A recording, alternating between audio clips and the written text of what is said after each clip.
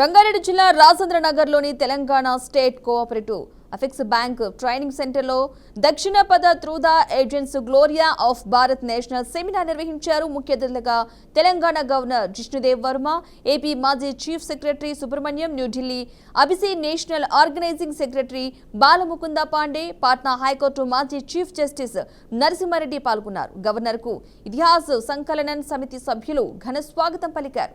అనంతరం జ్యోతి ప్రజ్వలన చేసి కార్యక్రమాన్ని ప్రారంభించారు.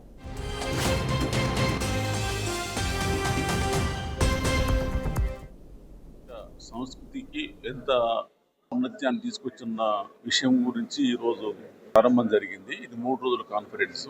గవర్నర్ గారు దాన్ని ఇనాగ్రేట్ చేసినారు. ఇది ఒక చరిత్రకు సంబంధించిన విషయం. చరిత్ర పరిశోధన మూలంగా మనం తెలుసుకోవాల్సిన విషయం ఏంటంటే, దక్షిణ పథంలో చాలా సామ్రాజ్యాలు ఉన్నాయి. అది కాకతీయులు కావచ్చు, విజయనగరం కావచ్చు, చోళులు, పాండ్యులు.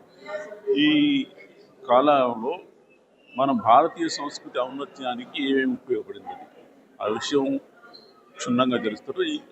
అదే సందర్భంగా మన భారతదేశ చరిత్ర గురించి ఏమైనా కొన్ని పొరపాట్లు జరిగినాయా, మనకు హిస్టరీ ఒక స్వచ్ఛంగా దొరికిందా, లేకుంటే దాన్ని కొంత వక్రీకరించబడిందా అనే విషయం కూడా కొంత టచ్ అయింది.